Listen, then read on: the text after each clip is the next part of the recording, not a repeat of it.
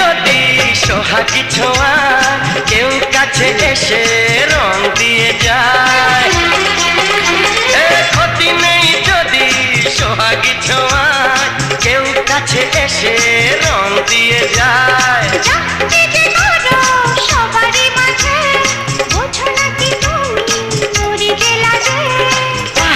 তোমাকে লাগছে দারুণ, আরে না না না না আজকে তোমার কথা শুনবো না, এমন দিনে ছেড়ে দেবো সেটা ভেবো না।